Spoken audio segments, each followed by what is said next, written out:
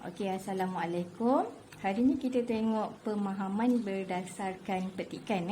Okey, petikan yang ni biasanya kita akan jumpa dalam bahagian B, kertas 1. Okey, ada 3 bahan yang diberikan. Okey, kadang-kadang diberi 2 bahan. Okey, tapi hari ni kita tengok latihan ni ada 3 bahan. Awak baca dulu ke semua bahan. Bahan 1, bahan 2, bahan 3. Baca dan fahamkan bahan-bahan yang diberi. Okey, kemudian barulah kita jawab soalan yang diberikan menggunakan ayat sendiri. Okey, kita tengok soalan yang pertama. Berdasarkan bahan 2 dan bahan 3 tersebut, nyatakan ciri-ciri orang yang tidak beradab. Okey, jadi gariskan ciri-ciri orang yang tidak beradab. Bahan 2 dan bahan 3. Okay, bahan 1 jangan tengok dulu.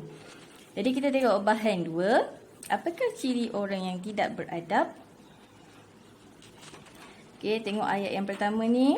Kalau ia pun sedap, makanlah perlahan-lahan. Tak baik menghadap rezeki macam tu. Kena tertib. Okay. Nanti orang kata tak ada adab. Kan? Jadi masalahnya dekat sini ialah dia makan secara gelojoh. Jadi yang pertama, makan secara gelojoh. Okey, kita tengok pula bahan 3. Apakah ciri orang yang tak beradab? Okey, orang yang tiada akhlak. Anda tidak suka belajar, anda tidak menghormati guru, serta ilah kem ini untuk mengubah sikap anda. Jadi ciri-ciri orang yang tak ada adab dekat sini apa? Tidak menghormati guru. Okey, yang kedua, tak ada ruang pula nak tulis. Jadi awak tulis sendiri, tidak menghormati guru. Okey? Okey, macam mana cara nak menjawab menggunakan ayat sendiri? Ingat lagi tak?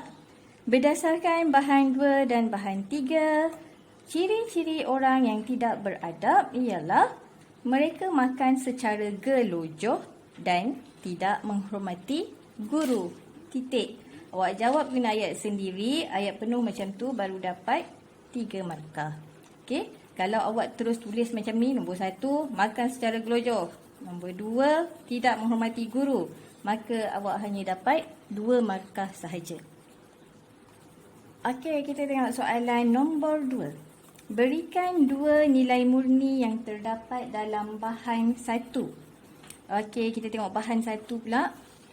Ya. Apakah 2 nilai murni, nilai-nilai yang baik yang terdapat dalam bahan 1? Ingat lagi perbezaan antara nilai dengan pengajaran. Kalau nilai, hanya 1 patah perkataan sahaja. Okey. Kalau pengajaran, mesti ada perkataan kita mestilah, kita hendaklah, kita haruslah.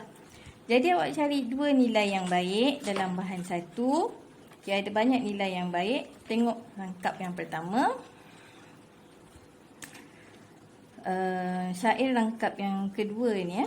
Melepaskan hati yang terbuku, pengajaran kepada sekalian anakku, mudah-mudahan betul tingkah dan laku, perangai yang baik biar terpaku. Jadi perangai yang baik ni dia punya nilai lah. Dia mesti berakhlak mulia. Okey. Ni berakhlak mulia. Kemudian nasihat kebajikan ayahanda beri, amalkan, jangan malas dan ngeri. Hati yang betul hendak disahaja serta rajin pada bekerja. Amalkan, jangan malas. Okey, rajin. Jadi nilainya di sini ialah kerajinan. Jadi nilai yang kedua, kerajinan. Okey, buat dalam bentuk ayat penuh. Buat dulu, lepas tu nanti baru hantar saya semak. Dan yang ketiga, soalannya senang. Soalan yang ketiga ialah soalan kebat. Okey, kemahiran berfikir aras tinggi. Kalau soalan kebat, awak kena fikir sendiri jawapannya. Jawapan tiada dalam petikan. Awak jangan salin semula petikan. Sesiapa yang salin semula petikan, markahnya kosong. Okey. Jadi kebat ialah kemahiran berfikir aras tinggi yang mana awak kena gunakan pendapat awak sendiri. Kita tengok soalannya. Ibu bapa memainkan peranan penting dalam membentuk sahsiah anak-anak. Apakah kesan-kesannya? Apakah kesan jika ibu bapa gagal dalam membentuk sahsiah? Sahsiah anak-anak. Berikan dua kesan. Ya.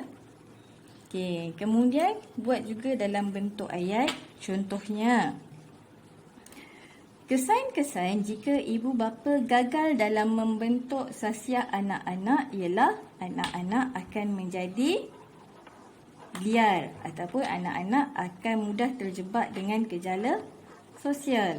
Ini awak boleh cari ayat awak sendiri, boleh cari jawapan awak sendiri. Dah siap, nanti boleh hantar pada saya. Terima kasih.